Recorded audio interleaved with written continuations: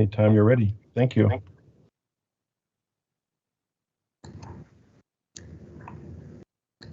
Great. Well, good afternoon, everyone. Thank you for being with us virtually for this meeting of the Capital Area Architectural and Planning Board. I hope you've all had a very good summer since we gathered here virtually together last June.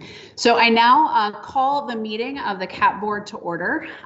We have again determined that virtual meetings are the best way to meet in the safety interests with continued high levels of COVID-19 transmission across Minnesota. And I hope we can all be together safely in person again very soon. But we have gotten used to this Microsoft Teams and Zoom universe, at least for now. So this meeting of the Capital Area Architectural and Planning Board is being conducted over a virtual video call, and all votes will be counted by roll call. Members of the public can view this meeting via a live stream on the board's YouTube channel, and a recording of this meeting will be posted on that site following today's meeting. But one bit of business before we begin. Board members, if you would like to be recognized at our meeting today, please use the raise hand button at the top of the screen.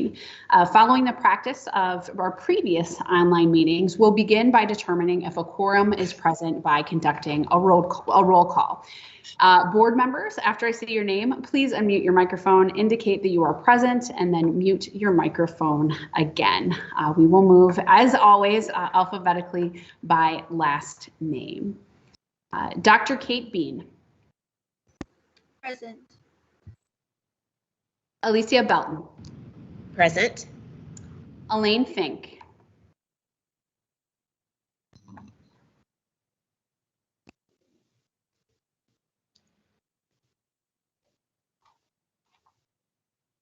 Elaine, I can see you. I didn't hear you.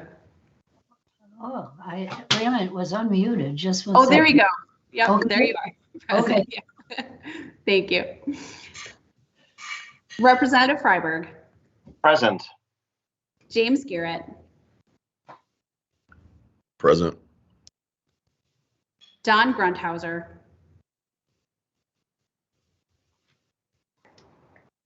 Representative Hertas. Hertas present.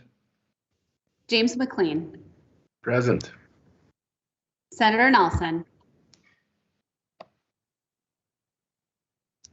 Senator Pappas. Present. Daniel Yang. Present. Thank you. A quorum is present. On the agenda, the next item is to review the meeting minutes from June of 2021. So board members received the draft minutes in their meeting materials. Does any member have any edits to propose? Please raise your hand if you do. Okay. If not, seeing none, I will ask for a motion to approve the meeting minutes from June. Is there a motion? I make a motion. I second. Second. Thank you, Ms. Belton, and then seconded by Representative Hertas. We'll now do an alphabetical roll call on the motion to approve the minutes from our June meeting. Actually, yeah, okay. Dr. Kate Bean. Aye. Alicia Belton. Aye. Elaine Fink. Aye. Representative Freiberg. Yes. James Garrett. Aye. Don Grundhauser. Representative Hertas.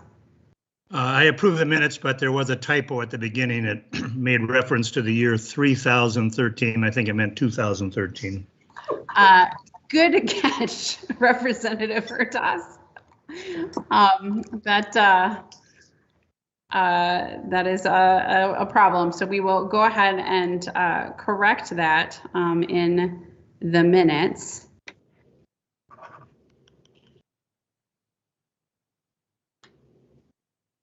Okay, so let's actually, we're going to do this again. Representative Hertas, you have a correction to the minutes, which is to ensure that we change the date to 2021 instead of 3021. And so as 2013, sorry.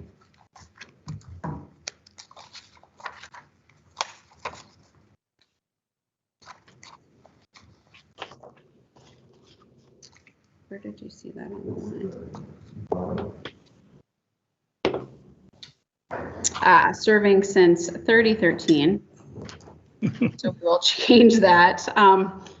Perhaps Ted Lentz felt like he had been serving since 2013, but was in fact since 2013. Okay, so if we can move the minutes as amended, the expiring term of Ted Lentz serving since 2013 and new board member James Garrett Jr. are the corrections that we will make to those. So will someone make a motion to approve the minutes as amended? And I actually also realized, Miss Belton, you were not here for that particular meeting, so you can abstain from this vote. So moved. Thank you, Representative. Is there a second? Second. Thank you, Mr. Garrett. So with that, we will move into a roll call. Dr. Capeen. Aye. Elaine Fink. Aye. Representative Freiberg. Yes. James Garrett. Aye. Representative Hertas. Aye. James McLean. Aye. Senator Nelson. Senator Pappas. Aye.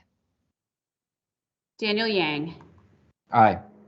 And I vote aye as well. Motion is approved and the June 3rd, 2021 meeting minutes are confirmed. With the minutes approved, we'll move on to our next agenda item. Our updates on the Commemorative Works Task Force. But I also wanted to make sure that we have our Executive Secretary, Merritt Clapp-Smith. Merritt has joined us at our June meeting and has hit the ground running. I know that many of you have had conversations with her since she began her work as Executive Secretary, and we are so grateful to have her on the team. So Executive Secretary, I am going to turn it over to you, and I appreciate the photo that you've used with our beautiful Capitol right behind you. So take it away. Thank you very much. I'm really happy to be here for the first meeting I have with the CAP board. I want to thank you again. I'm very excited to be in this position.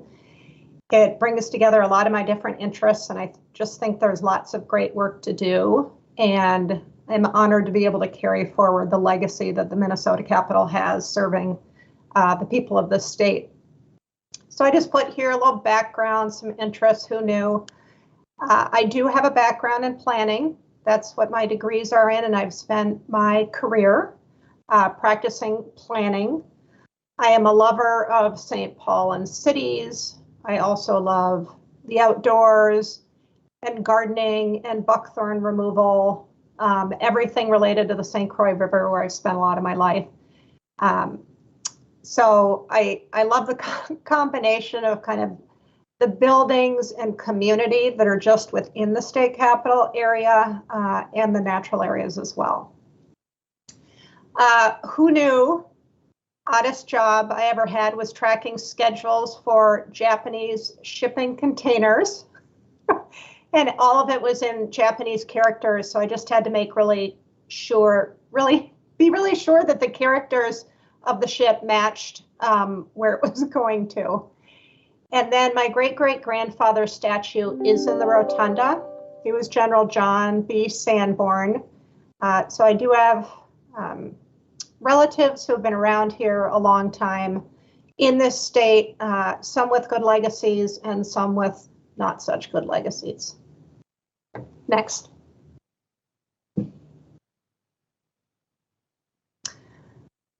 Quick review of professional and volunteer experience. You can look through different elements. I will highlight I've spent 11 years at the City of St. Paul, and some of the things that I think set me up well for this position is that I worked all of those 11 years as the lead for the Ford site redevelopment planning.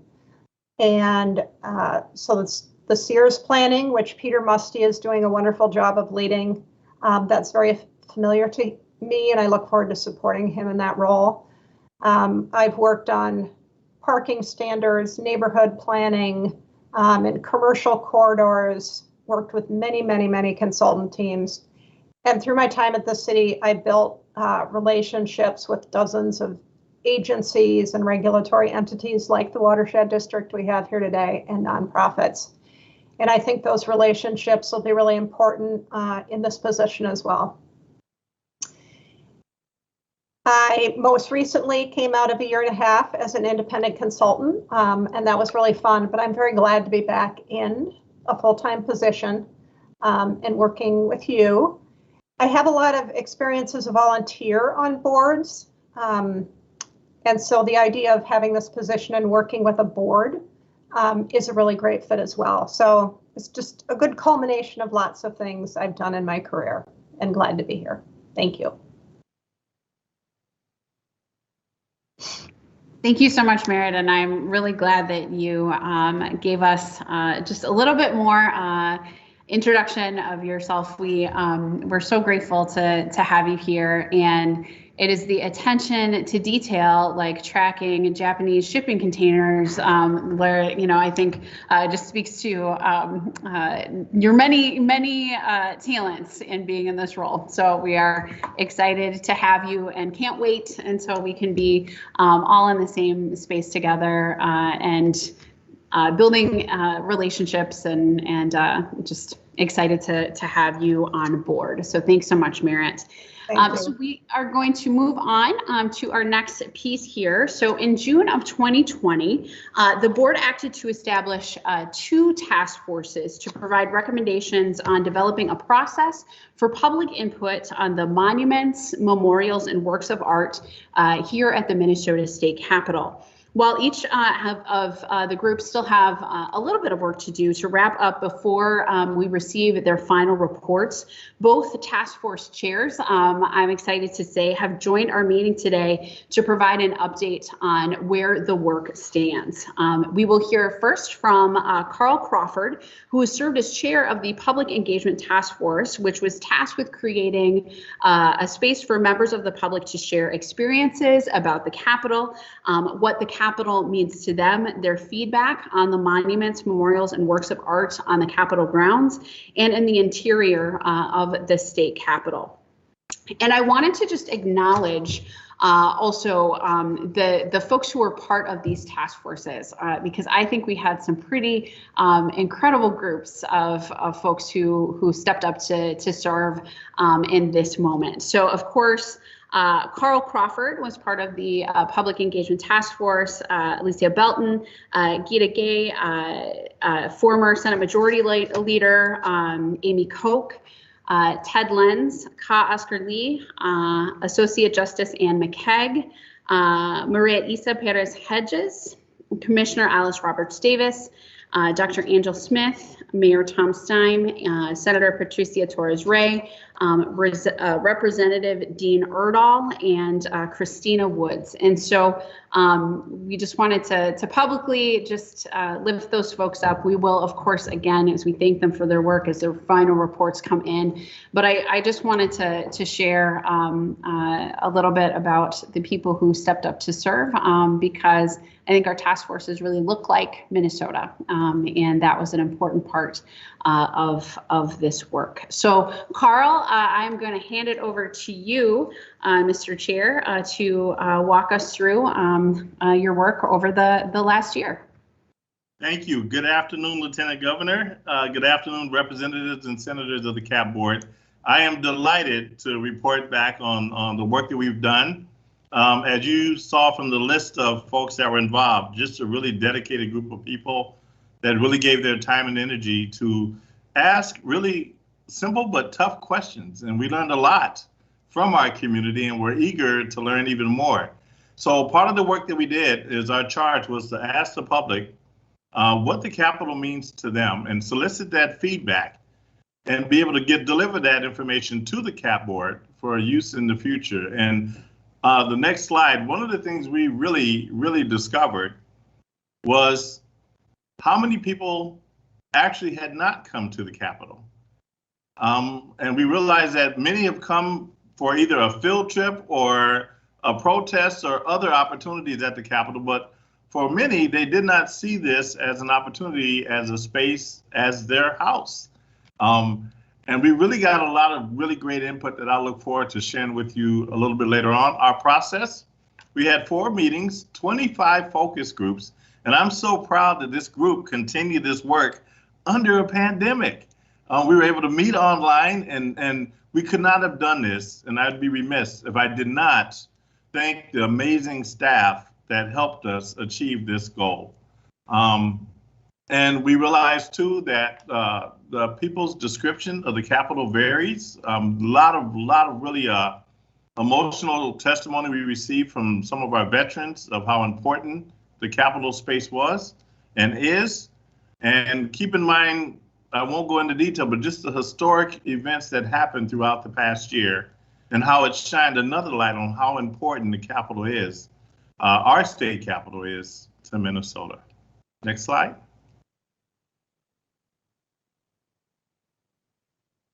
And I believe that might be it for me. I think we want to open it up. If you have any questions at this time from the group, we still have a little bit more work to do, and we are eager to get back at that work, finishing up our documentation.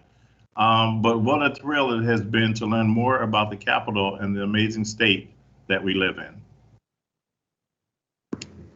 Mr. Crawford, would you mind talking a little bit about the 25, the focus groups, and you mentioned veterans being part of a group of folks that you talked to. Could you maybe talk about some of the other folks that you've had engagements with? I'm using the chair's prerogative to answer to ask the first question, and then if there's other folks, please raise your hand and chime in. Absolutely, Lieutenant Governor Flanagan. We had a really cross section of, we had a really deep response from our Native community, had an opportunity to listen intently at how important the Capitol is, and more importantly, with other different groups of ethnicity within our cities, and realize that for many, the Capitol was an amazing place, but for some it brought pain, for others, it brought historical recognition. But more importantly, we learned a lot from some of the voices that are not there, that through your work, we may have an opportunity to create a space where everyone feels welcome. So through the work we did, we had youth, we had an incredible high school group of students that were engaged, and just really a good cross section of Minnesota that was at the table. And I can't say enough about the outreach that our groups were able to reach into, both religious, ethnicity, and a lot of diversity within those groups. That's great, thank you. Do other members have any questions or reflections? I know, Ms. Belton, you were also part of this this task force, so I don't know if you have anything else that you'd like to add. I do see a hand raised. Just a second. Yep, go ahead, Ms. Belton. Let me unmute and put me back on camera. It was really a wonderful opportunity to engage with youth, as the chair has said, and as particularly people of color and communities in North Minneapolis. We talked with business owners, and for a lot of them, you know, as highlighted, this had been some hadn't been since school year age, as well as first experiences coming to protest, but they really felt like it was a wonderful opportunity to give their insights and perspectives. So that the questions were really offered a chance for people to engage and give their perspectives, and they were really appreciative of that time. And I did this with Commissioner Alice Roberts Davis, so that was my partner in crime. So. Wonderful. Thank you so much for your work and dedication in getting the youth voices to the table. Absolutely. Any additional questions? Comments, reflections? Executive Secretary, go right ahead.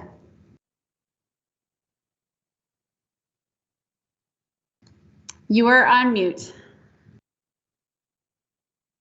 Hi there. I just wanted to say one of the things I thought was really exciting about how they did the focus groups is they had the members of the task force pair off for each different focus group. So everybody on the task force had a hand in identifying people to reach out to and making sure there was really cross-section of people from, across the state of Minnesota.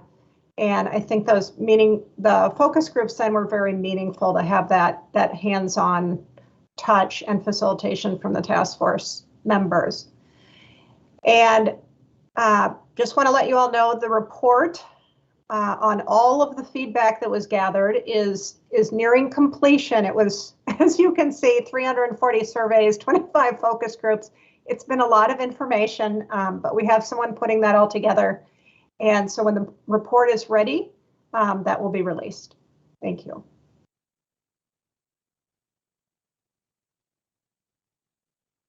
Thank you for that. Mr. McLean, go right ahead.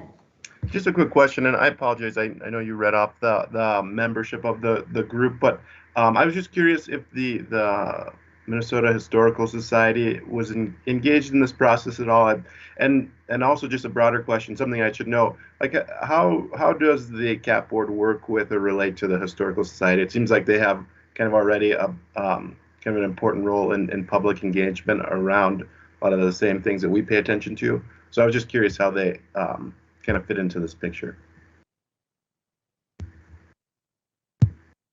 Lieutenant Governor Flanagan, Representative McLean, we did not have direct contact with the Historical Society. Maybe indirectly we had some contact with members, but that's definitely another opportunity we have to look at some of the historical monuments and opportunities we have for growth within our capital. And as you'll see from the survey when it's ready, I think we'll have a little more better understanding of how those groups were engaged. But one thing we did learn, and Lieutenant Governor Flanagan, this is our first step of gathering this information. I was excited and eager to find out that there might be another opportunity to do this again in the future, as we look to see, even after this first brush, of who's not at the table and what other voices could we capture and create an opportunity so that the Capitol is more inclusive and a better snapshot of Minnesota today. Thank you for that, Mr. Crawford. And I can speak to this a little bit, but first I'm actually going to ask Dr. Bean to weigh in here a bit. I see that her hand is raised. Thank you, Lieutenant Governor. Yeah, I just want to, so I'm Dr. Kate Bean. I happen to work at the Minnesota Historical Society, so I serve as Director of Native American Initiatives, and I'm also on the leadership team. One thing I will say, though, no staff from MNHS was directly related in the community engagement process here.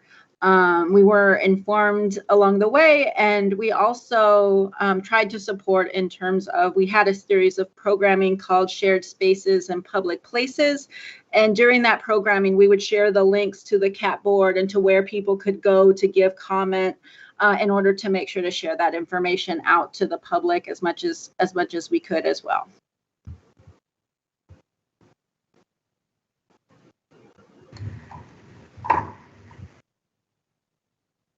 Thank you, Dr. Bean. And so we were certainly engaged with the Historical Society and as you mentioned, informing folks and wanting to make sure that there's sort of a parallel track of the things that we're moving at the Historical Society during this time. In a really important moment, I think also in Minnesota, of making sure that we have multiple perspectives of people being heard and talking about the history of the state and also Minnesota before Minnesota was Minnesota.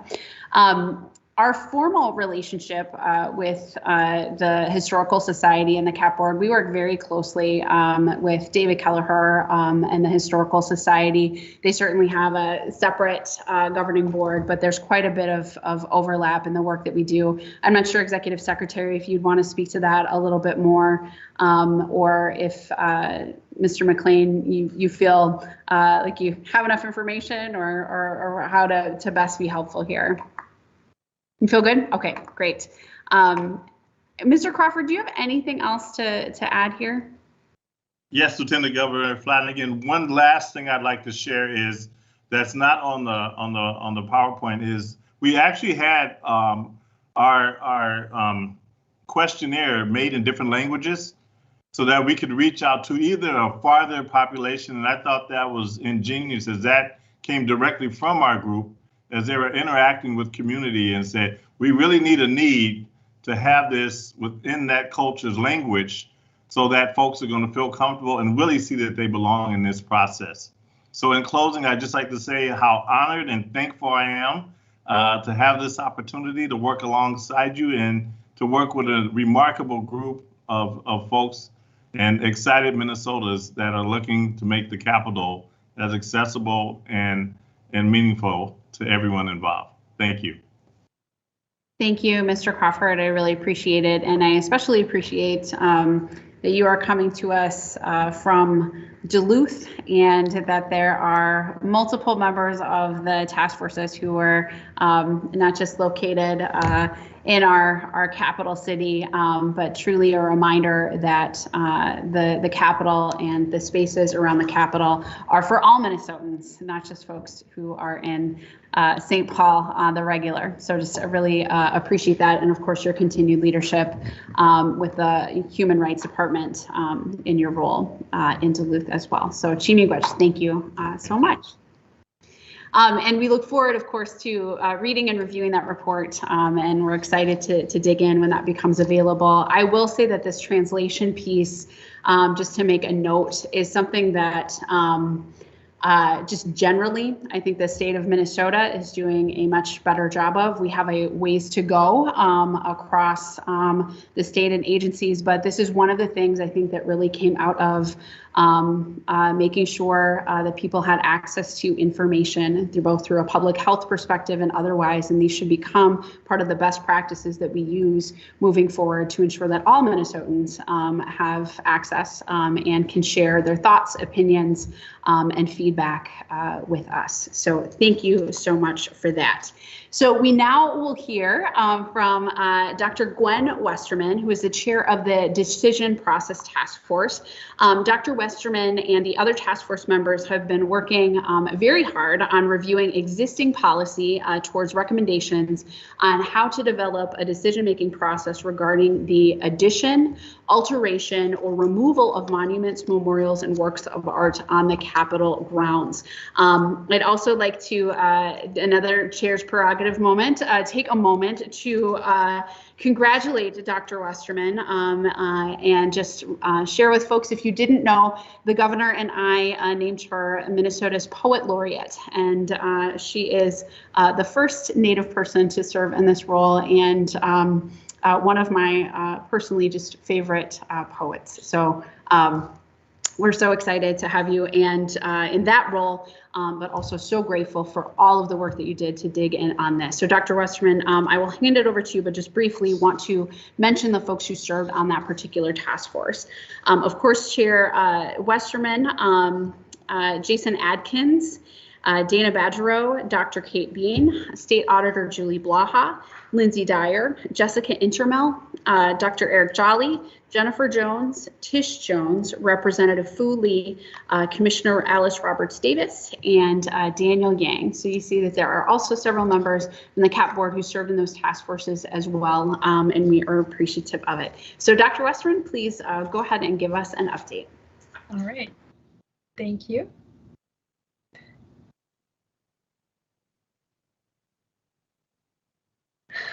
Well, as the chair of the Decision Process Task Force, I'd like to thank you for this opportunity to present a summary of our work over the past year, and also to thank the staff who supported us.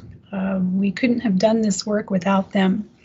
I'm also very glad that our team is comprised of citizens who look like the diversity of Minnesota, and also who hold the Capitol in high esteem as the people's house.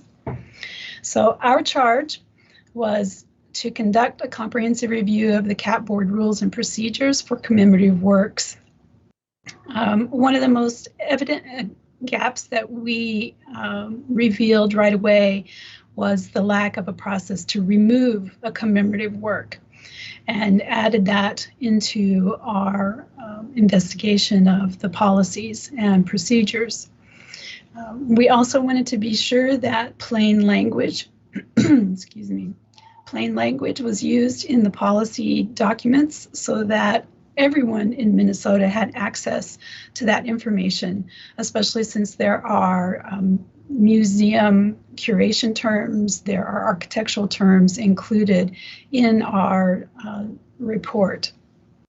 So our job was to recommend a process for decision making on those 3 processes: addition, alteration, and removal of monuments, memorials, or works of art on the Capitol grounds. And we had extensive discussions among ourselves. We did a lot of research to find out how other institutions and organizations worked with this same kind of situation where public and government opinions didn't always agree. What could we do to make sure that we had a process there that could address those things?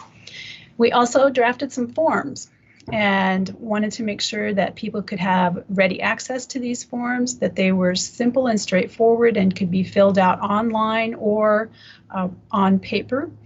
And as part of that inclusion, we also wanted to be sure that there was access to the translation telephone system in case they had questions, and would recommend that that be supported as well. So the highlights are that we added new language to address requests for alteration or removal, and made sure that there was a process that was transparent and easy to use, and was accessible to anyone who might want to make that kind of request. We also looked at the review criteria and process language for adding, altering, and removing works. That's all very similar, and there are only small differences in the language about what an alteration is or what the reasons are for a request for removal. One of those reasons could be a continued and persistent request from a group that has found some of the Capitol artwork or could find works of art in the Capitol offensive. And we know that times change and situations change, so we wanted to be sure that the language in the decision process policies were as streamlined and straightforward as possible. Okay. And once we hear back from the decision, the public engagement task force, we will adjust our report so that they are in sync with each other, and we'll be looking forward to presenting it to the CAAPB board. Thank you.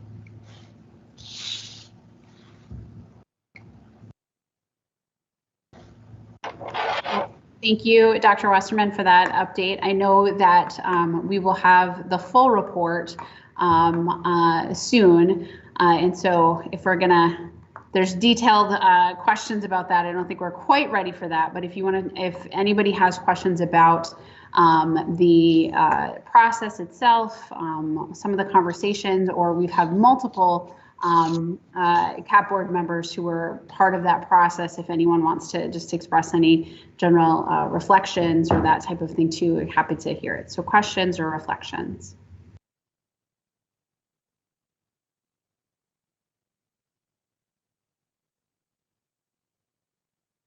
Dr. Bean.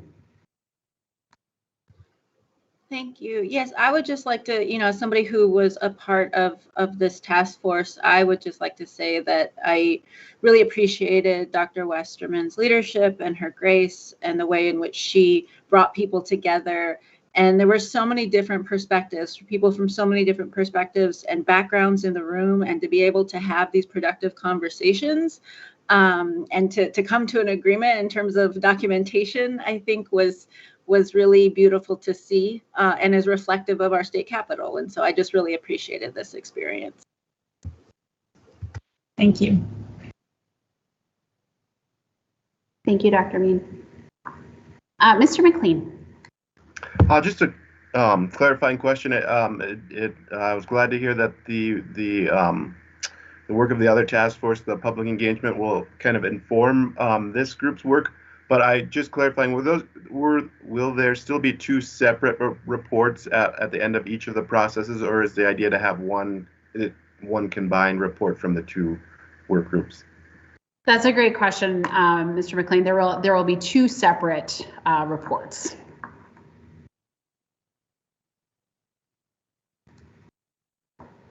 Any other questions or reflections? Oh, Mr. McLean, go ahead. Nope. Okay. Sorry, no, I meant to lower it, and it had already lowered. Okay. Executive Secretary, go ahead. Thank you. When I reviewed the material that had been put together by the decision process task force, I gave Gwen Westerman a call, and she probably thought I was a little presumptuous, but I sort of said, so how'd you figure out this? And do you know if that's legal? And yada, yada, yada. And every answer she gave, I was like, huh, they really knew what they were doing. Oh, yeah, I guess they really covered it. And by the end, I was like, well, all right then. It sounds like they did everything they could have. So looking forward to when that moves forward. Thanks. We had a good team. Yes, and I was able to participate a bit in both task forces and was so appreciative of just the reflections and conversations, and especially having some tough conversations virtually, which has been a challenge for all of us, but also talking about things that are deeply connected to the individual, to the individual identities of folks, our collective values as Minnesotans. It was really something. And to have folks from sort of multiple administrations who are actually part of this, different political backgrounds, geographical identities, faith traditions, it was just really powerful. And so we are eager to see that report and to reflect on it. But I'm so appreciative, and to create frankly a process where one did not exist is a large task. But I think the work done by the chair and the team got us to a good place. Remembering these task forces are providing recommendations for us. They are not decision-making task forces within and of themselves. And so that's just a good reminder for folks. But as those reports come forward, they will be of great value to us and to the CAAPB board as we will be moving forward as well. So Chimigwech, Pidamiaye for your good work. I really appreciate it, Dr. Westerman. So I am going to keep moving us forward here, knowing that the recommendations of the decision process will soon be before us. Board staff have been working hard to lay out a possible process by which we can codify our commemorative works procedures in Minnesota rules.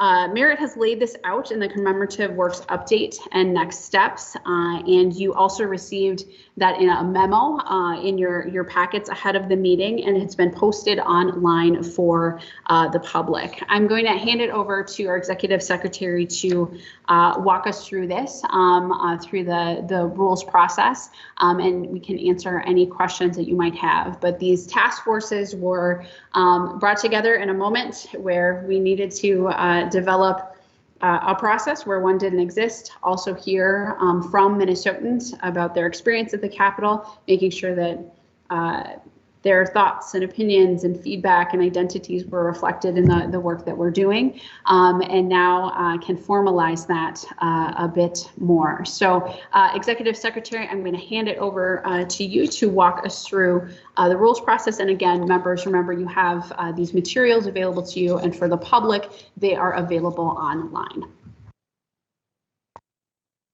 Thank you. What the decision process task force worked on, and what you'll see in the report, is proposed language that would be added into what we have as existing language for the review of commemorative works. So under Minnesota statutes and rules, we identify a decision process for these works in the capital area. And I have a quote here, it's subpart 1 of that, that states that monuments, memorials, and commemorative works structures must be approved for placement under Minnesota statutes, ... So within it, as we've said, there has been no process identified for requests to alter, reinterpret, or remove existing works, and this was the task of the decision process task force. And what they have largely done is introduce language that mirrors very closely existing procedures that are documented in the commemorative works for the capital area, a framework for initiation, evaluation, and implementation of commemorative works. So within statute, we have this subpart 1, and then it incorporates by reference this document. I've been talking to different professionals around the state to understand technically what we would be doing if you wish to update the procedures for commemorative works.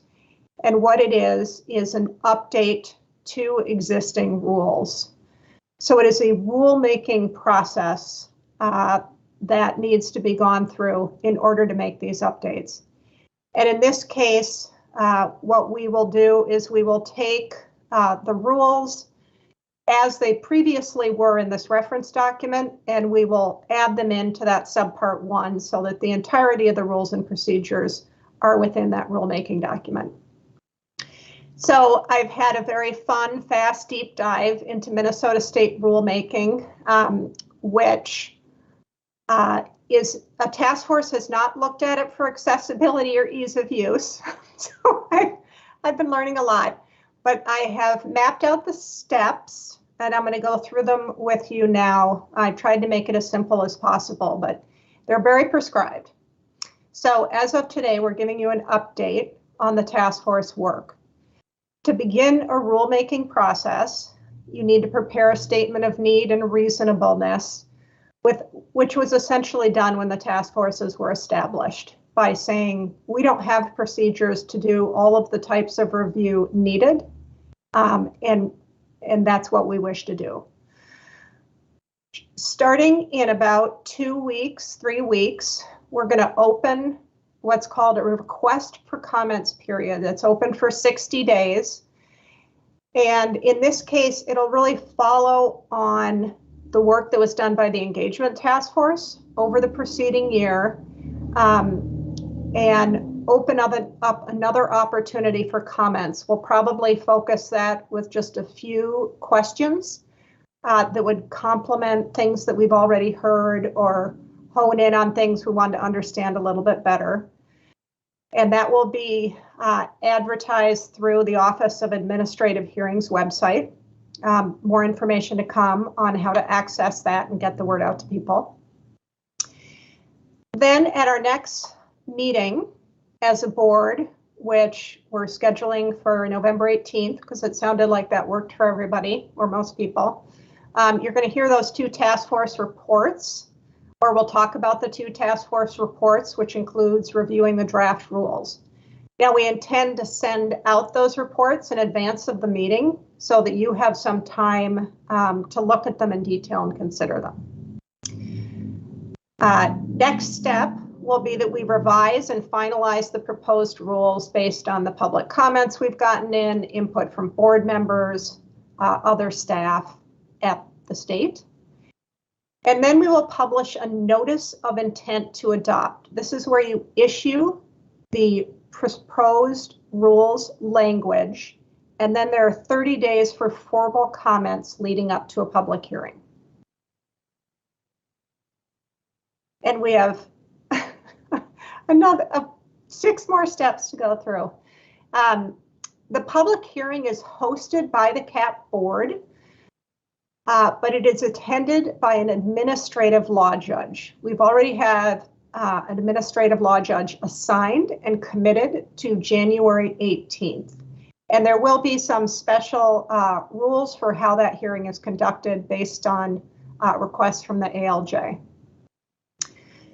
Following that, there is another up to 20 days, no more than 20 days, for public comment and rebuttal of things that were said during the public hearing process.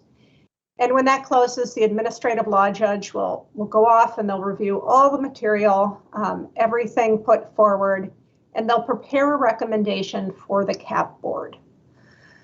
The CAAPB board will then meet and it will consider the ALJ's recommendation and vote on rules for adoption.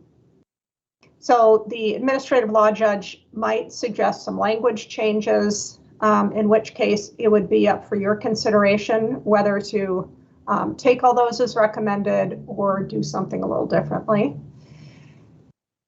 Once the CAAPB board votes on rules, then they go through adoption in a Minnesota state statute, which takes 6 weeks or so. And then at that point, applications for commemorative works can be accepted if they meet the rules criteria. And one thing I've seen in what the decision process task force put forward so far is it is very clear to read through what the application process is, the procedures, and they already got ahead of us and even have FAQs they can put together. So, so those are the steps. It's technical. It takes a bit of time, but I think it's we have it well in hand. Any questions?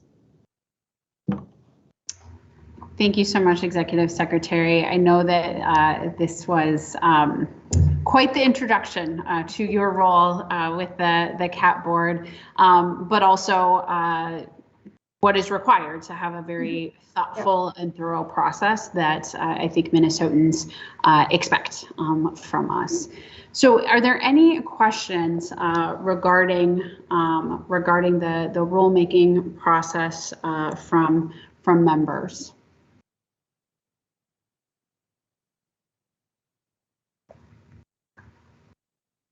Which also tells me you did a pretty thorough job, Executive Secretary, in both your documents and the PowerPoint presentation. It either means it was very thorough or they're so confused they don't know what to ask. Rulemaking is an interesting process, right? And I use that in a Minnesotan sort of way, but also really important to do things in a thoughtful manner. And so I appreciate that. But what we do need now is a formal vote to embark on this process of rulemaking and this adventure that the Executive Secretary has laid out for us, building on the good work of both task forces. So, as Meredith described, we will take plenty of opportunity there'll be plenty of opportunity for each of us to weigh in on the final form of this rule and what it will look like.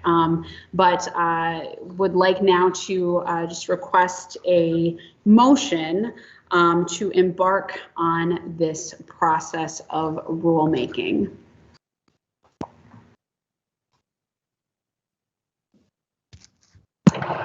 So moved.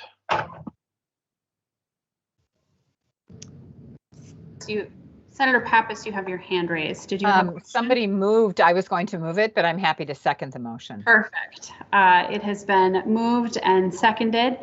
We will go ahead and take a roll call vote on the motion. Starting with Dr. Bean. Aye. Ms. Belton. Aye. Ms. Fink, Aye. Representative Freiberg, Yes. Mr. Garrett, Aye. Representative Hertas, Aye. Mr. McLean, Aye. Senator Pappas, Aye. Mr. Yang, Aye. and I vote in favor of the motion. The motion is approved. Staff will continue to work in the rulemaking process, and I look forward to the additional discussion on this topic at our next meeting. Also keeping in mind that as representatives of the CAAPB board, you also can take this opportunity to make sure that people know what's happening in the CAAPB board and can be engaged and involved in this process as well as opportunities present themselves. So just would invite that. So thank you. Executive Secretary, do you have a question? Sorry, go right ahead. Just wanted to invite all of you as board members at any point, if you have questions or thoughts you want to share on the process, please be in touch. If you're hearing from members of the community or around the state and you want to talk something through, please be in touch as well. Thank you. Thank you so much. So with that, we're now going to shift into two updates from the Department of Administration. Just as many of you have taken this meeting from your home today, the COVID-19 pandemic has left our state agencies with the need to reconsider the future of their physical workspaces. Whitney Houston's I Will Always Love You from the Bodyguard soundtrack, stay with me, I'm gonna stay with me with this reference, topped the charts when the ink dried on the last real estate strategic plan in 1993. And given these new needs, we have directed the American Rescue Plan's funds to admin for strategic facilities planning.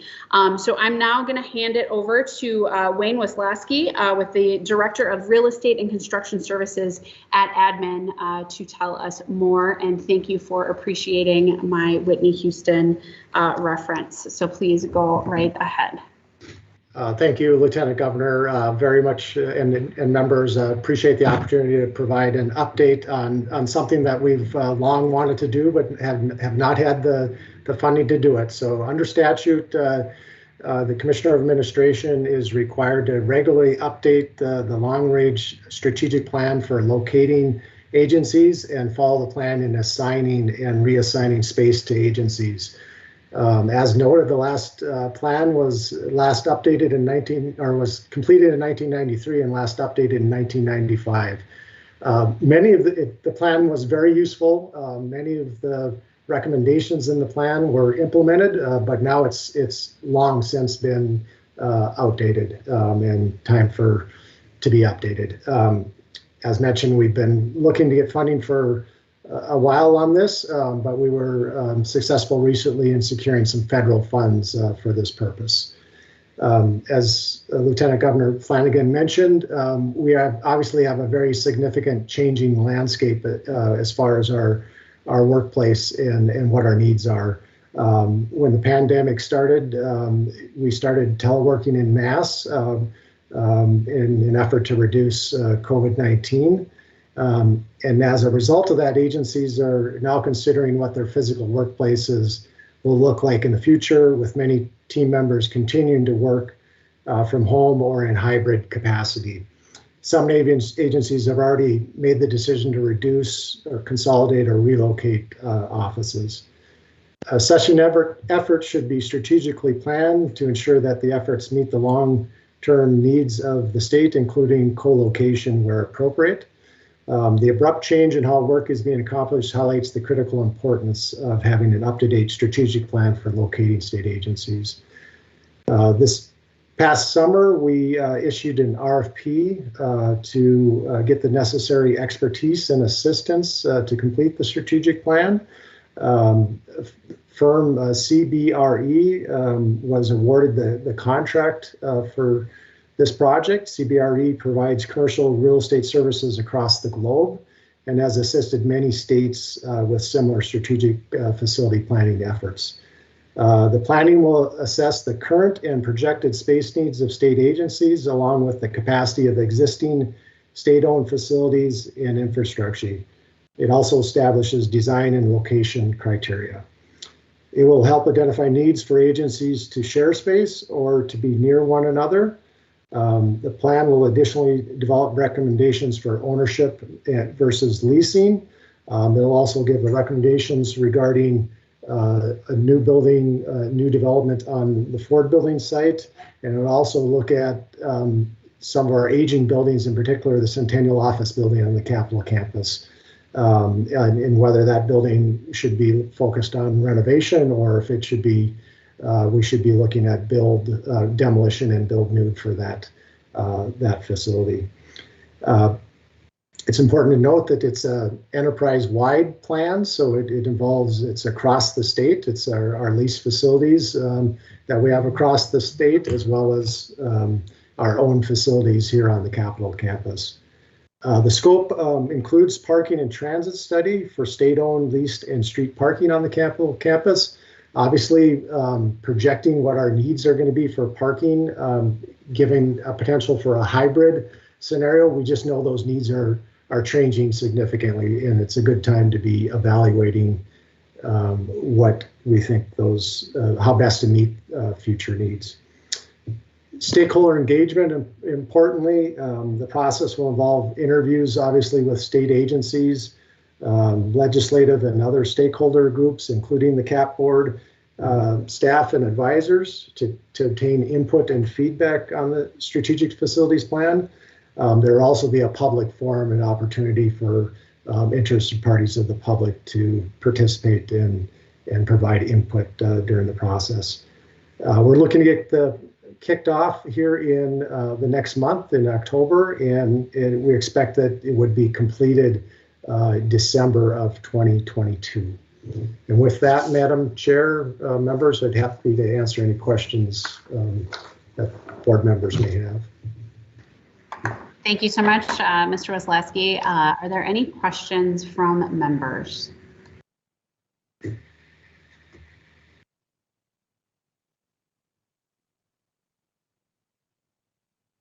Okay, no, I'm not seeing any hands, so we are going to move on to the next update here.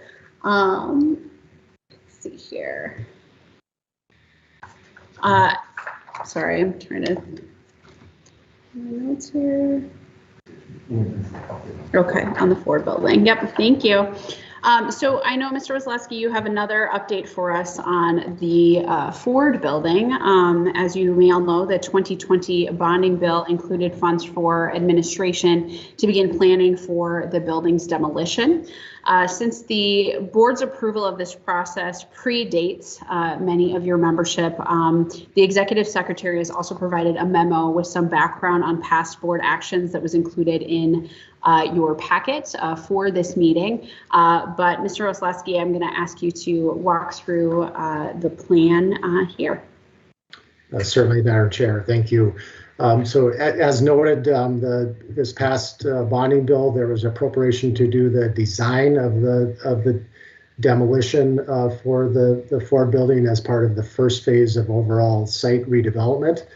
There were some requirements consistent with past CAP board action that were included in the appropriation language.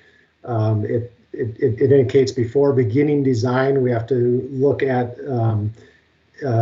develop an executable design feature to be implemented in the interior or exterior of the building to be constructed in the site or incorporated into the site design. The design feature must feature portions of the original exterior facade design, which might include design elements of the main entryway, or must incorporate a significant reuse of the terracotta ornamentation if determined to be sufficient good condition for reuse. And that really is consistent with the special meeting that we had in December 2019 with the CAP board. And certainly after legislative tours, they were also interested, legislative interest in looking at whether reuse of building materials was possible. If not reuse of actual materials, then if there's some design features that could be incorporated into a new facility. We issued a RFP to select a consultant to prepare those plans and specs for demolition, and also to complete that evaluation of potential reuse of building materials. And obviously, we'll work closely with the CAP board staff and advisors during that evaluation process, as well as when looking at design features for to be incorporated into a new building. The strategic planning process will essentially be running in parallel here with this design phase, so that as we're preparing the plans for demolition, during that strategic planning process, we're evaluating and developing recommendations for what should be built on that site, what are the space needs to be addressed, what's the highest and best use of that site. We do have a capital budget request. The Department of Administration has a capital budget request for the 2022 session to fund the actual demolition of the site and to prepare the site for redevelopment. Again, as mentioned, the facility strategic plan would then help inform and make the recommendation on what should go there next and what space needs can best be met in that location. And with that, Madam Chair, can answer any questions members might have. Thank you so much, Mr. Oslewski. Mr. McLean. Thanks. These questions might be more appropriate for the first section of your presentation, but I was just curious if you mentioned some agencies had already decided, of some significant either footprint changes. Is that anything you can share? And I was curious primarily if they were in the agencies that were currently in the capital, in the CAP board jurisdiction. And then my other question was just, does the state own many facilities outside of the Capitol campus, or are those mostly leased outside of the Capitol campus? Madam Chair, Mr. McLean, and members, good questions. So far, the downsizing that has happened has been in our leased locations, so privately owned space where we have either exercised early termination of leases or we've not renewed leases. And then as far as so it hasn't been on the Capitol campus as any significant space reductions. There's been some space reductions, but not anything real significant yet. We certainly anticipate that coming. The portfolio, so if you're thinking about it for the purposes of this study, from the state-owned building standpoint, it's really the state-owned buildings that are managed by the Department of Administration, which is primarily all located in the Capitol campus. We do have the BCA building on Maryland Avenue. We also have a revenue building up in Ely, Minnesota, and also a BCA building in Bemidji. So there's some off-campus locations. Obviously, in our, we have between our human services, corrections, Veterans Affairs, we have a large number of owned facilities, but those are not part of the scope of the strategic planning process. So, thank you. Thanks.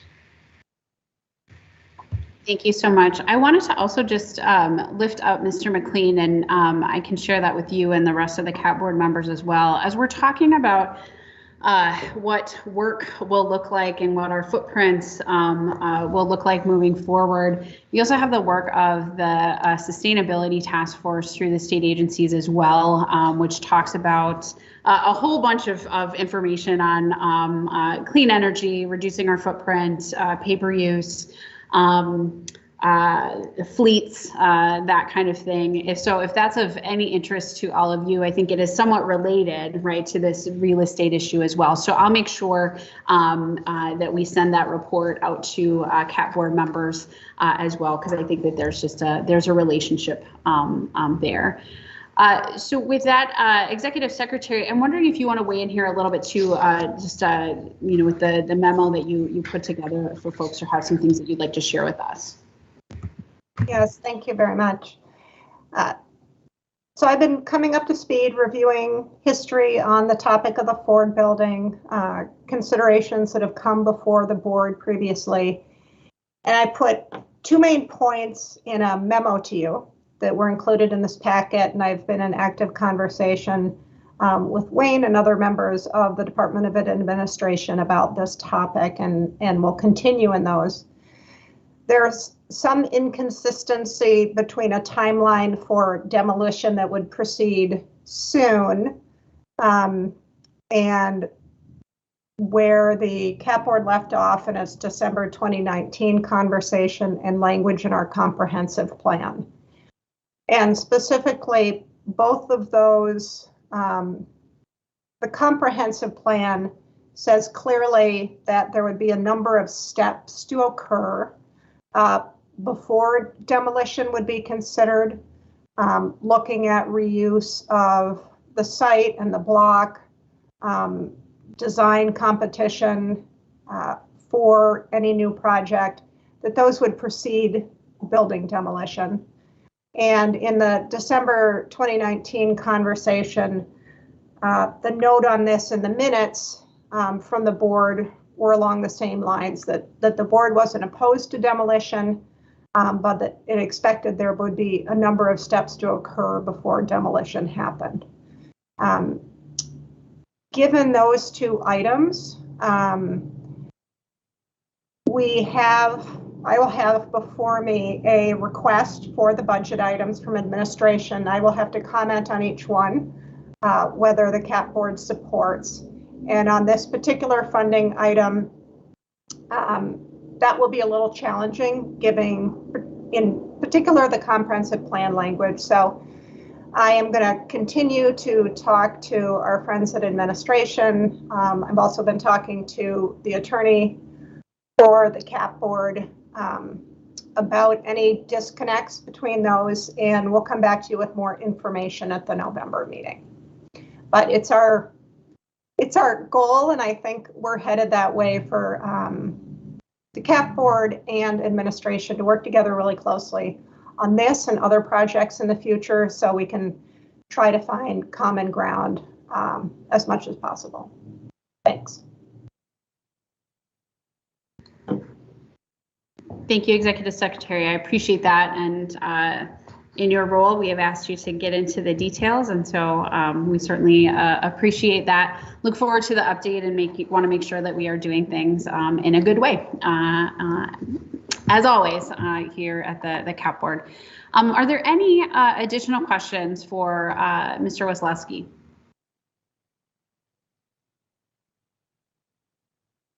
Okay, thank you so much, Mr. Weslowski, for walking us through the plan and the foresight today. We really appreciate it. Thank you, Madam Chair and members. Thanks. As always, to the admin team as well. Thank you. So we are now going to go into some additional updates related to the capital area. First, we will hear from the CAP Board Principal Planner and Zoning Administrator, Peter Musty, and the Projects and Grants Division Manager, Anna Ilaria, with the Capital Region Watershed District. We have the opportunity to partner with the district to make use of their funds for a study that, should you prove relevant to the development of the Sears site. So Anna and Peter, I will hand it over to you. Thank you, Madam Chair. Hello, Anna, and I'd also like to spotlight Mark Donay, who's with us as well, the Director over Capital Region Watershed District. Hello, Mark. And just a couple remarks around the memo that was sent to you, updating you, the board members, on projects that puts this in context, the stormwater study that we are collaborating on in context. So it's a great partnership. Capital Region Watershed District staff, Anna Ilaria and Mark Donay, will be briefing us on the opportunity we've been conceiving together, and it's to holistically study district level, really at the capital area scale, but also district level, sub-district level stormwater conditions in the capital area. And with that memo, you're definitely welcome later in the item or following this presentation, ask any questions about the planning and projects update we have, the greater updates you have. The memo is also on the CAP board website and presents updates on various projects, including the Sears site design process, Bethesda Shelter, and the St. Paul City School. In the memo, there's also a table that includes a summary of upcoming planning in support of the comprehensive plan.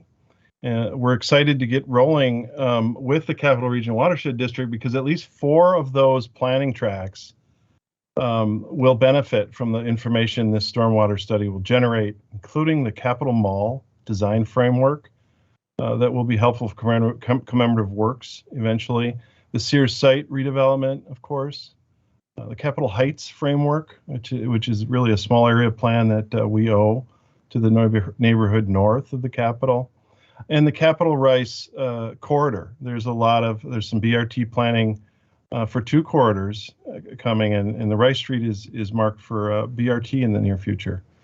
So there's some changes that this early work with the watershed will really pay off.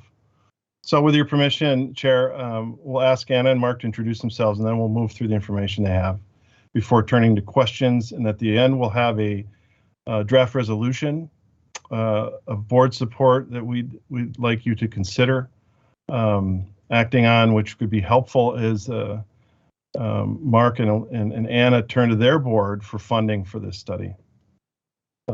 So Anna and Mark. Please go right ahead. Right. Thank you very much, Peter, Merritt Klopsmith, Madam Chair, as well as the board members of the CAP board. CRWD appreciates this opportunity to present to you a study about stormwater management. Again, my name is Anna Illyria. I'm the Planning Projects and Grants Division Manager at the organization and have been with the organization for 12 years. I'm going to turn it over to Mark Donay, who's going to start us off on our presentation. Okay, thank you, Anna. Madam Chair, members of the board, I'm Mark Donay. I'm the administrator with the Capital Region Watershed District. We have a short presentation for you this afternoon. We have just a really brief outline. We'd like to introduce ourselves to the board. We have a summary of the Capital Area Stormwater Management Study. There's a precedent study, and then we have time to open it up for questions. And Peter, that's the second slide. Thank you.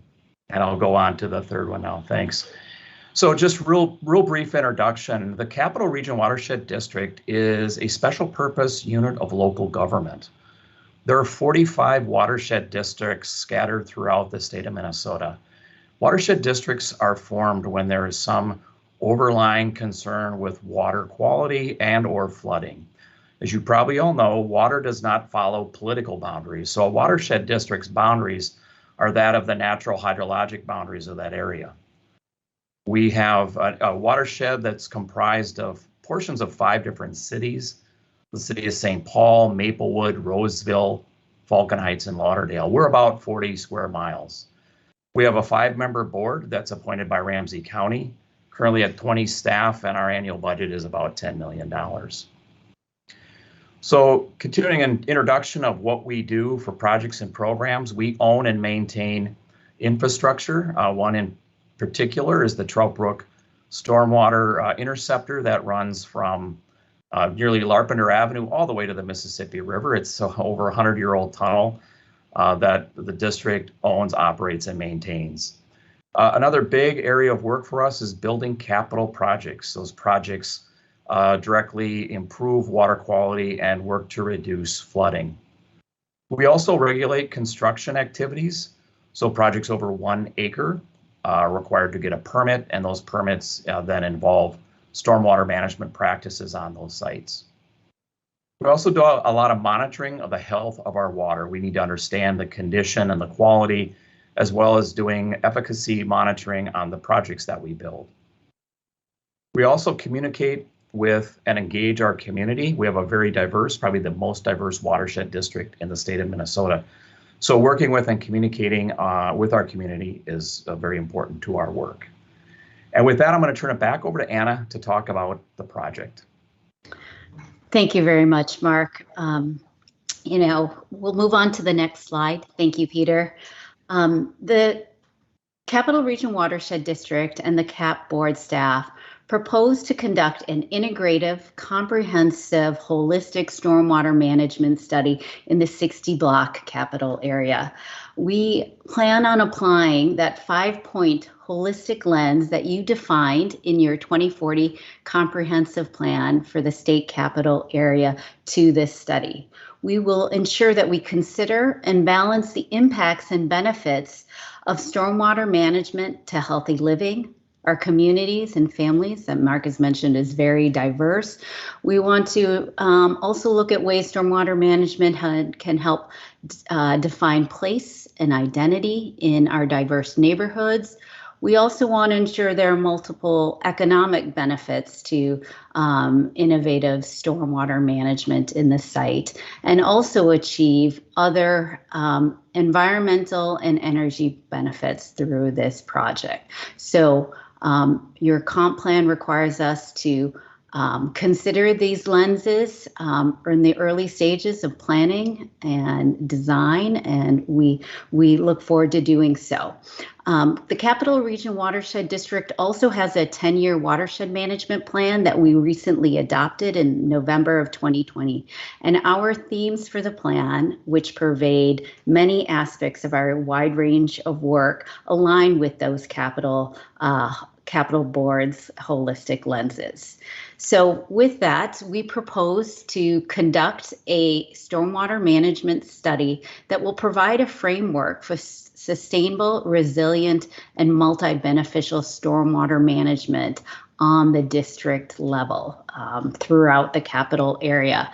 And when we talk about district systems, what we're referring to are stormwater management practices, approaches that serve more than one parcel, whether public or private. So things aren't done in silos or individually, but they're done together in a cohesive way that can bring more benefits at a lower cost. We also propose that the stormwater management approach focus on green infrastructure practices. As we know, many of us know right now, much of our rainwater and stormwater runoff is shipped into pipes and goes out of sight and out of mind. But before it gets in those pipes, it picks up pollution and goes directly to our very precious local water resources. So with green infrastructure practices, we change that paradigm with rainwater and stormwater runoff and look at it as a resource and use it to feed vegetation, be very visible, bring benefits, and restore the natural water cycle. The study we have developed a preliminary scope of work for the study that has really 4 main objectives and a number of tasks. Those first 2 objectives, assessing existing conveyance and management and identifying water-related concerns and opportunities, is really the chance to get a lay of the land within the capital area. Where does water flow at the surface and underground? How much of it is flowing under different rainfall scenarios, including those intense rainfalls we're seeing with our changing climate? What are the pollutants of most concern that are impairing our local water resources, which in this case, it goes all directly to the Mississippi River? And where are the opportunities for implementing or citing better stormwater management? And those opportunities are going to be defined on the redevelopment opportunities like the Sears site, where there's planned improvements in parks, open space, and other public realm areas, and where we defined the water quality and water quantity issues and needs. From there, the next 2 objectives are developing an overall stormwater vision and goal for the capital area that it can be applied, and then developing district level concepts, likely in the 4 distinct areas in the capital area. These concept designs and goals will help inform, guide, and hopefully inspire future redevelopment and transportation improvement efforts. As part of this study, we also recognize the need to quantify the environmental, social, and financial benefits of the project. How are we achieving the goals, the vision, and principles within your capital area comprehensive plan? In the end, this stormwater management study will provide the framework of stormwater management implementation studies that can feed into your future planning efforts. Next slide. This 9 to 10 month project will require the assistance of a experienced and qualified consulting firm to assist the CAP board and CRWD. I've been working with your staff over the past month and a half to develop a draft preliminary scope of work and request for proposals. Today we're presenting it to you, and next week we will be presenting it to CRWD's own board of managers for your support. With that support, we will distribute the RFP in October. We'll allow 3 consulting firms that are within CRWD's professional pool of consultants to submit proposals, prepare and submit proposals. And then in mid-November, we anticipate CRWD's board of managers to approve a consultant. We'll start at the end of this year and hope to complete it by fall of 2022. I should note that Capital Region Watershed District is offering to fund the consultants for this study, but we hope that you can dedicate the staff time to this study and help us, especially on the engagement side of things. CRWD, I'd mentioned, adopted its 10-year watershed management plan last year. Just prior to that, we prepared and adopted a diversity, equity, and inclusion plan. So those values are extremely important in the work we do, and we know that's very important to the state of Minnesota and the CAP board. So with that, we plan on meeting or exceeding our organization's equity and inclusion goals through all of the stages of this project. As far as consultant solicitation and procurement, we will be inviting 1 disadvantaged business enterprise to submit a proposal to this project. We also plan on engaging a diverse stakeholder advisory committee on this project, and we'll be seeking a lot of guidance and input from the CAP board on who to include in that stakeholder advisory committee, so we can get a variety of perspectives, input, and information on this site as it pertains to stormwater management. Next slide. And then I just want to wrap up here by talking about a similar study, stormwater management study that CRWD has completed that resulted in implementation of a district stormwater management system. Just down University Avenue along the Green Line corridor to the west, CRWD was approached by the city of St. Paul in 2016 to help them evaluate the constraints, challenges, and as well as opportunities to looking at stormwater management holistically and across the 35-acre Snelling Midway redevelopment site.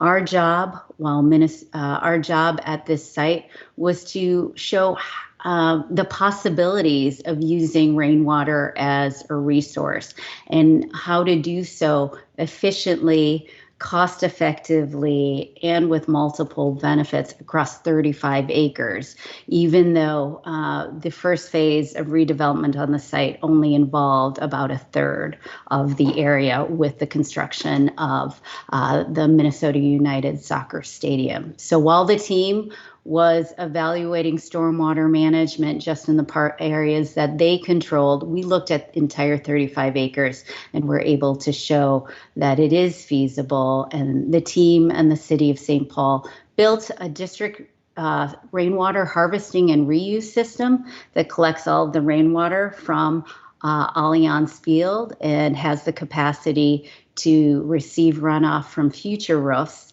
in these 35 acres and treats that runoff for reuse to irrigate landscaping and plants around the field, and will also be available for future properties to use for irrigation and other non-potable uses. With that, I just want to wrap up that over our 20+ year history at the Watershed District, we have found that partnerships are integral to helping us achieve our mission to protecting and improving the Mississippi River and our other water resources.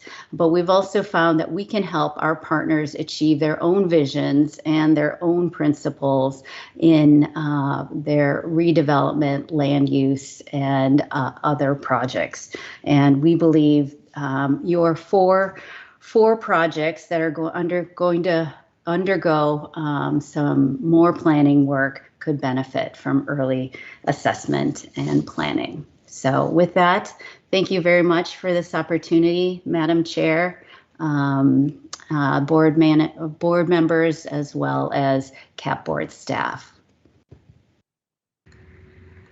Thank you so much for that presentation and frankly, giving us a little hope as we look at opportunities to ensure that we are maintaining our natural clean water supply here in the region.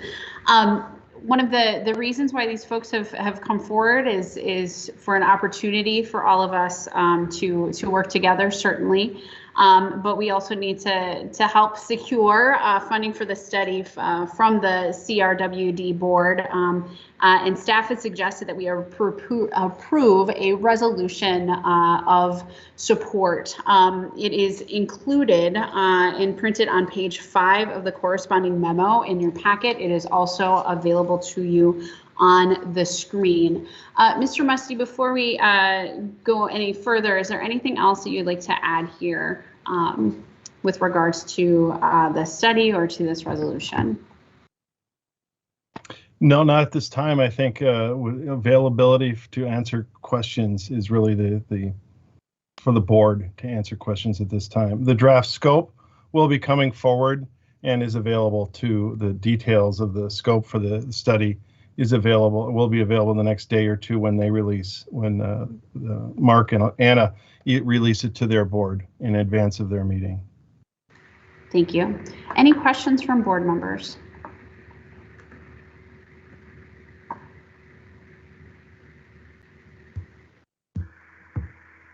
Mr. McLean.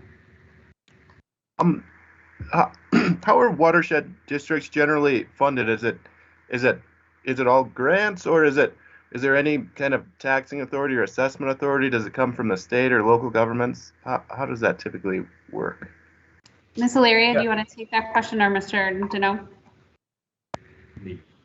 Madam Chair, members of the board, I'll respond to that question. The majority of our funding comes from tax levy, similar to a city or school district or county. We do receive partner funds on capital projects and have been fairly successful in receiving clean water fund grants for other capital improvements, but the majority would be tax levy. Thanks. And if it's okay, if I just have a follow-up, and thank you for the presentation. I know very little about how watershed districts work, but I know they're important. A long time ago, I interned for a city, and one of the first presentations I sat through was a stormwater kind of planning meeting. It was very confusing, but I've only heard more about its importance since then. So thank you for the work in this presentation. I just had another question. You mentioned one of the kind of lenses you look at is kind of economic benefits of some of these kind of infrastructure improvements. Could you just give an example of something like that where obviously the work to protect our water resources is important, but something relating to the economic benefits you mentioned? I'm just curious, like what would be an example? I can take that. Yep. Thank you. I will try to answer that, and if I'm not headed in the right direction in terms of your question, please let me know. As far as an example of economic benefits that we will be looking at, I think, we will be looking at how does we've done this actually at the Ford redevelopment site. We worked very closely with Merritt Clapp-Smith and the staff at the Planning and Economic Development Department, and we looked at the benefits and cost ratio of looking at two approaches to stormwater management. One that is rich in green infrastructure, uses rainwater as resources, and can stack multiple functions on what it can provide, and then looking at that traditional pipe, manhole catch basin, approach to stormwater. And what we're able to show in terms of economic benefits is that the cost of infrastructure, the upfront cost of infrastructure, can be lower. So there's cost savings there. There's also savings in the fact that some of these assets can last longer than traditional infrastructure. The O&M costs are similar or slightly above, but when you add all of the things that it can provide, recreational opportunities, reducing urban heat island effects, so hopefully reducing energy costs, cleaning the air, the benefits far outweigh those infrastructure, upfront construction, and O&M costs. Gotcha. Thank you. And that just sparked, you mentioned at the beginning, like a 100-year-old large tunnel. Like how is that? I assume that's, past its expected life. Does that at some point have to be replaced, or, and that'll be my last question. This is fascinating. Thank you. Ms. Ilaria? Sure, I can answer that question. I am very happy to report that those 100 plus years sections of tunnel located just outside of downtown St. Paul, actually next to the downtowner car wash, are actually, we are inspecting it and maintaining it and repairing it so that we can still use these old systems. The engineering and construction materials and techniques are long lasting. It's truly a historic asset right beneath our feet. Thank you so much. And Mr. McLean, I'm glad that you're asking questions and that you find this fascinating. That is why you are on the CAP board. We're happy to have you. Executive Secretary. Thank you. Anna mentioned the Ford project, and I did work very closely with Anna and Mark and others from Capital Region, and I can't say enough about how vital their contribution was to making that an amazing development. So the entire central water feature came together because of them. And so it's a visual amenity, but specific to the environmental outcome, all of the stormwater previously collected from that site was not treated in any way. It just, went into drains and went over hidden falls completely untreated. Now that entire site, all of the runoff, runs through a treatment system, much of which is that central stormwater feature, and all the water is treated before it goes over hidden falls and into Mississippi. And that's the benefit of a district system approach, which is what they'll be looking at here.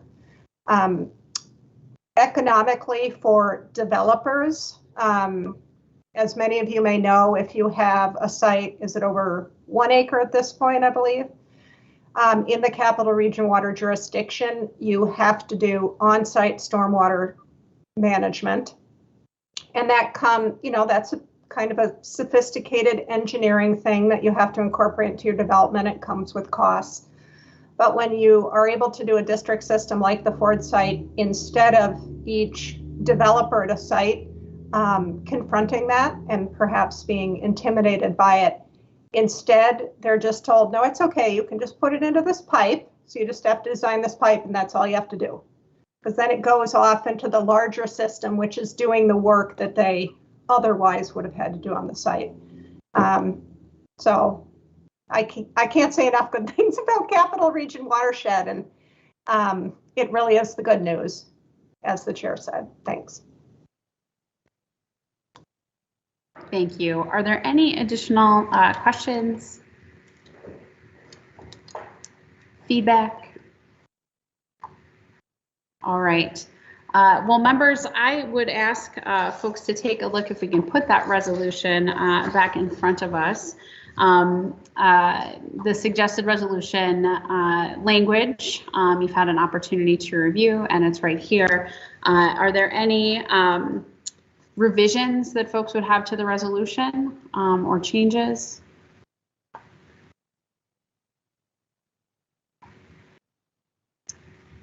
If not, I would suggest that we move forward with the resolution language that is in front of us and would ask for a motion to approve.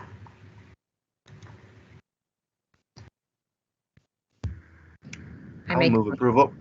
Go ahead. Second. I second it. Elaine Fink.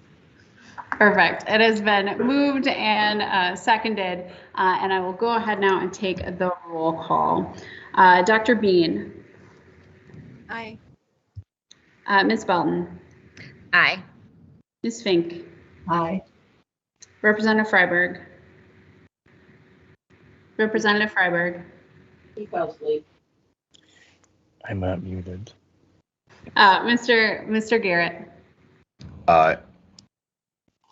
Representative Hertas. Aye. Mr. McLean. Aye. Senator Pappas. Aye. Mr. Yang. Aye. And I vote in favor of the motion. The motion is approved, and staff may move ahead with sharing the resolution with the CWRD board.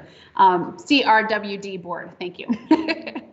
Thank you so much for joining us today and for shedding a little light on what the watershed district is all about. It's an exciting opportunity, and we're grateful for this opportunity to partner here. I now will turn to Peter Musty for additional updates. I would note much of this information is covered in your packet in Planning, Zoning, and Design Review Update memo in your packet. Mr. Musty, please go ahead. Thank you, Madam Chair. Really, the intent was not to present any additional information beyond what is in the memo, which is on the CAP board website and was forwarded to board members. But both Executive Secretary Clapsmith and myself can field questions on any of those projects or any other projects in the capital area. Those projects that were updated in the memo include the Sears site redevelopment, the St. Paul City School, and the Bethesda shelter. Are there any questions on the information that was presented to us in the memo? Ms. Fink, please go right ahead.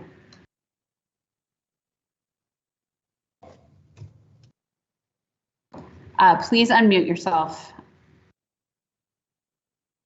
There we go. Have you had any indication yet on the Bethesda shelter as to what they intend to do? Because we have a meeting like in November and they have to get back to us by the end of December, I guess. That is correct. And there is no indication at this point that Ramsey County intends to continue beyond their lease of May of 2022. But we have not heard formally from them. But what it is on the current owner, Health East, to get back to us exactly as you say in December. Hopefully we could get that update to you in November. I will try for that. Thank you, Mr. Musty. And Ms. Fink, to that question, I think to be very candid with you, when we approved the Bethesda shelter, that seemed like a very long time ago, and that May 2022 was long into the future.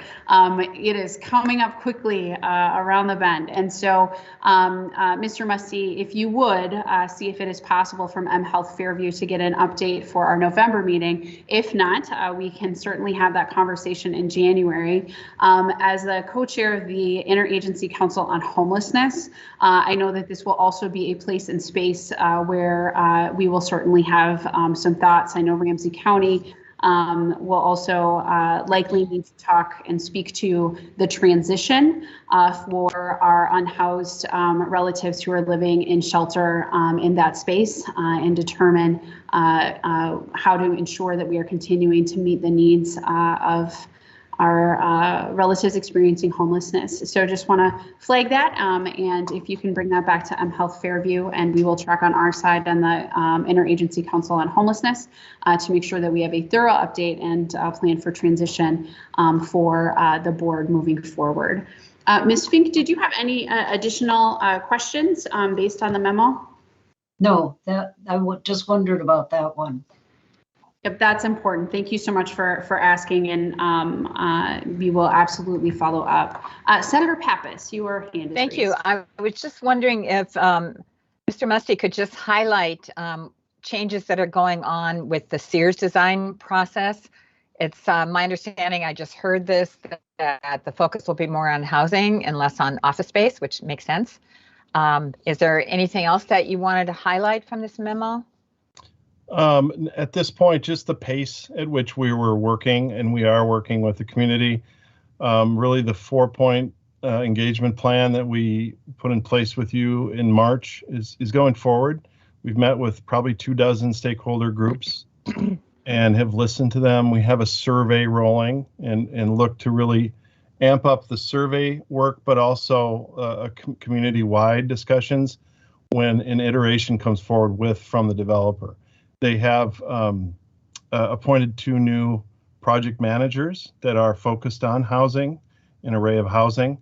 Not to say they'll change the underlying plan very much, but they are looking closely at what the local stakeholders are saying about housing, but also the market, studying the market on their end. And there is an alignment toward just a shift away. It's still the urban village mix, but away from the stronger commercial set of building types and more into a residential menu. Great, thank you. Thank you, and we look forward to further updates on that as that work is moving forward. Any more additional questions on the memo? Okay, I'm not seeing any. Thank you so much, Mr. Musty. We'll now move on to our final topic on our agenda today, which is any other business. But I believe, Executive Secretary, you have an update for us on the Nellie Stone Johnson Memorial as well. So if you could share that with us, and then any additional business. Thank you. The update on Nellie Stone Johnson is that the artist Tim Cleary has completed a cast in September, and they are scheduling the client group, which is largely many family members and some close friends, to arrange a time to view it. They will be looking to make sure that they think that the cast represents sort of the character and feeling that they think is appropriate to Nellie Stone Johnson. And once they give the thumbs up, then the casting will proceed. So we don't have a timeline at this point on when we would expect to be welcoming her to the Capitol, but things are moving along on that. Senator Pappas. Thank you. Can you remind me of the location of the memorial? Nellie Stone Johnson Memorial? I forgot. One of my great learning opportunities is to find my way all around the parts of the Capitol. So I remember it's on the first floor in one of the wings and in a niche close to the rotunda. It's right now an open niche that she will be going into, and someone else here might be able to say if that's, I think it might have been North, but anyone? That is correct. Okay, thank you. Yeah, I'm very excited. That is a day that we are all really looking forward to, and I will editorialize her for a moment, that I hope it is the beginning of many more women who are represented in the Capitol. It will be an exciting day, and I hope that the CAP board members will be there. I have promised my mom that I will take her to the unveiling of the statue, as she grew up with Nellie Stone Johnson and my grandma gossiping at the table when she was a kid growing up. So are very, very excited for that memorial. Is there any additional questions or things that members would like to share? If not, we are looking to wrap up here a few minutes early. Please remember, reach out to me anytime. Questions you have, ideas. I've really enjoyed getting to meet all of you as we go through our introductory meetings. I have a few more to do. Look forward to those as well. And want to give a big thank you to the Lieutenant Governor, her staff, and Peter Musty and Paul Mandel for welcoming me and getting me up to speed as quickly as possible. They all do great work. Thank you so much. And I saw Paul Mandel about 2 weeks ago, and he looked just fine. And so, you know, it looks like retirement is going well for him. But again, Merritt, we are so glad to have you on board. Look forward to opportunities for us to be able to meet in person, but the work continues regardless of if we are in person or virtual. So thank you so much and welcome aboard once again. I just am going to flag it here so that I make sure that we get it scheduled on the calendar. Mr. Garrett, I am going to follow up an opportunity for us to do a phone call. Representative Freiberg, the same with you, as you are both newer members of the CAP board. We're super excited to have you, and we'll take time to do that here before our next meeting. But with that, thank you so much for all the time and discussion that you've dedicated to the CAP board. I'm excited that we are going to get into a regular cadence of scheduled meetings so that you all can plan your lives around the CAP board, which I know all of you do, and can figure out how to, we've got a full agendas coming up before us. So making sure that the people can attend is quite important. So I anticipate that we will be back together at 1 p.m. on Thursday, November 18th, to review the task force reports that we heard a little bit about earlier in the meeting, along with other business. So please look for updates in your email from the executive secretary. And until that time, please stay safe and healthy and enjoy the fleeting moments of warm weather that we have between now and our next meeting. Take good care, everybody. We are adjourned. Thank you. That's all.